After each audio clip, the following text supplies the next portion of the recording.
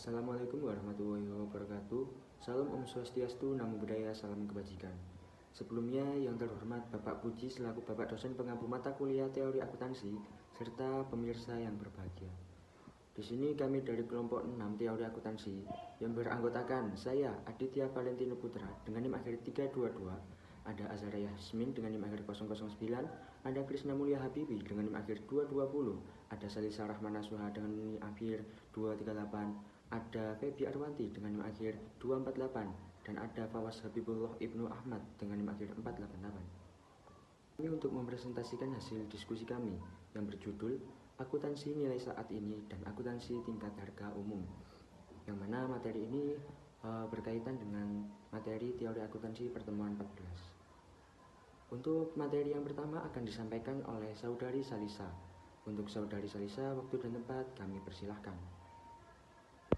Baik, materi yang pertama yaitu relevansi konsep laba.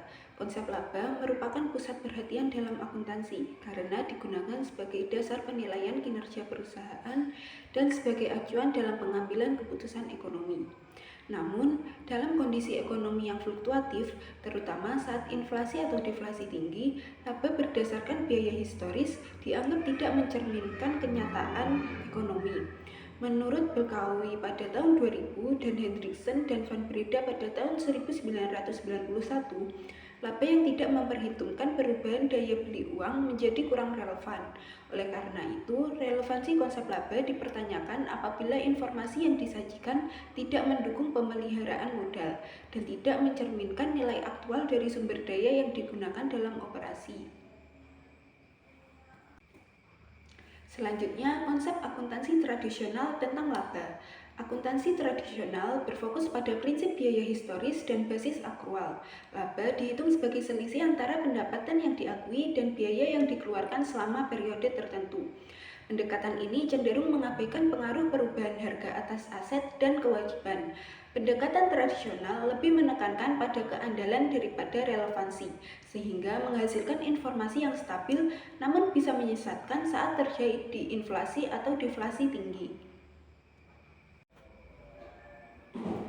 Selanjutnya yaitu keunggulan-keunggulan laba akuntansi. Berikut adalah argumentasi-argumentasi dari beberapa pembela laba akuntansi, diantaranya Ijiri, Kohler, Littleton, dan Mauds. Argumentasi yang pertama adalah bahwa laba dapat bertahan menghadapi ujian waktu. Argumentasi yang kedua, karena laba akuntansi didasarkan pada transaksi-transaksi aktual dan faktual, maka akan diukur dan dilaporkan secara objektif dan oleh sebab itu pada dasarnya dapat diverifikasi. Argumentasi yang ketiga, dengan mengandalkan prinsip realisasi untuk pengakuan pendapatan, laba akuntansi memenuhi kriteria dan konservatisme. Argumentasi yang keempat, laba akuntansi dianggap berguna untuk tujuan pengendalian, terutama dalam melaporkan kepengurusan. Selanjutnya yaitu kelemahan-kelemahan laba akuntansi. Di samping mendapat pembelaan yang kuat, laba akuntansi juga mendapat kritikan yang parah karena beragam keterbatasannya. Antara lain, yang pertama yaitu laba akuntansi tidak mampu mengakui kenaikan nilai yang belum terrealisasi dari aktiva yang dimiliki dalam suatu periode tertentu, akibat penerapan biaya historis dan prinsip-prinsip realisasi. Argumen kedua menyatakan bahwa ketergantungan laba akuntansi pada prinsip biaya historis menjadikan komparabilitas menjadi sulit dilakukan, mengingat perbedaan metode yang diakui dalam menghitung biaya. Yang ketiga, ketergantungan laba akuntansi pada prinsip realisasi, prinsip biaya historis dan konservatisme menimbulkan data tidak relevan.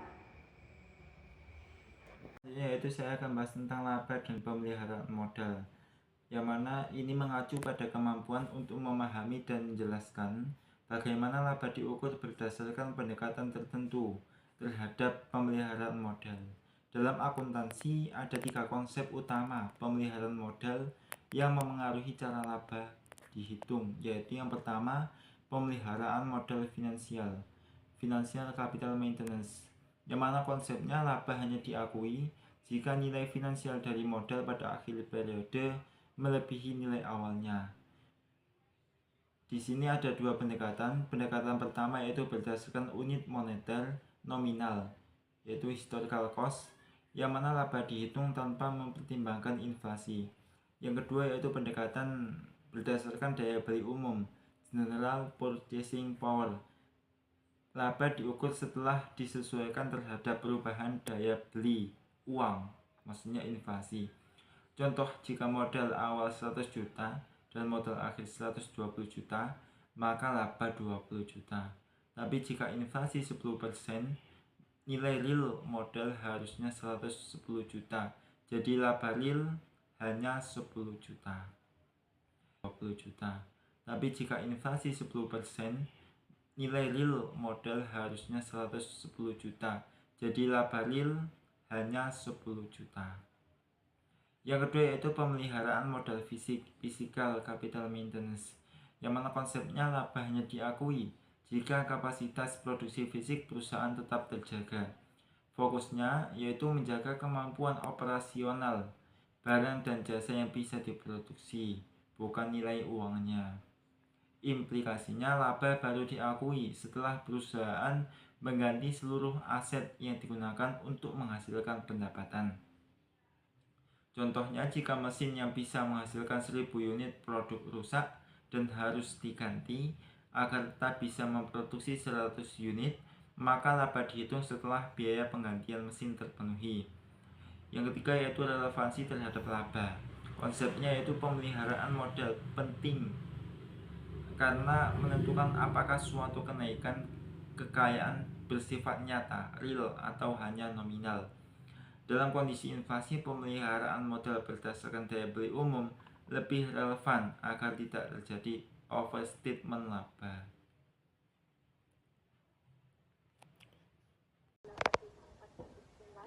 Selanjutnya, ketepatan dalam menjelaskan konsep nilai saat ini.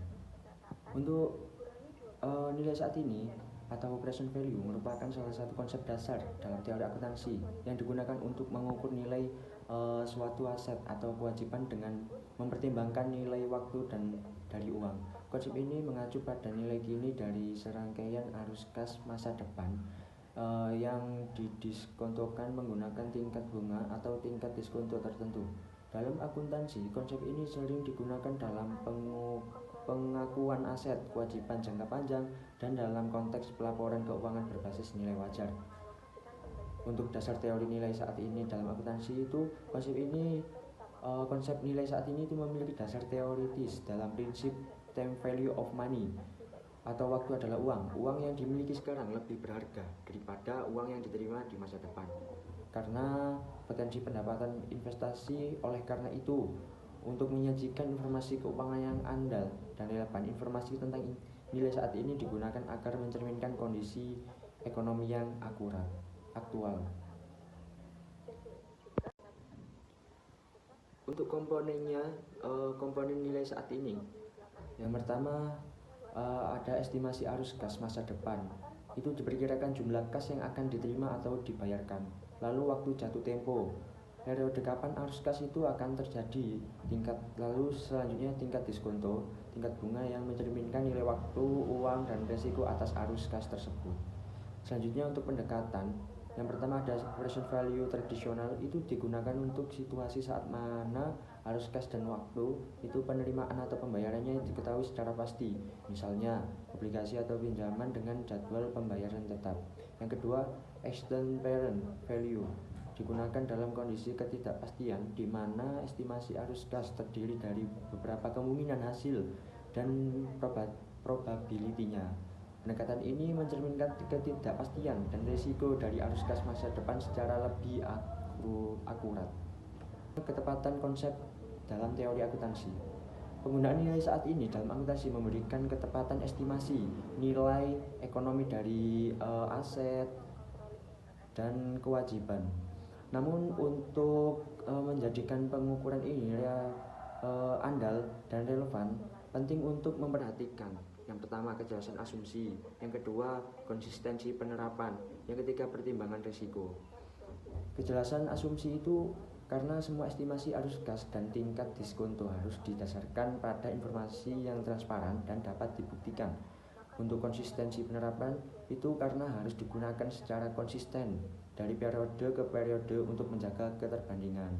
Selanjutnya untuk pertimbangan risiko itu karena tingkat diskonto harus mencerminkan risiko yang melekat pada arus kas yang diestimasikan.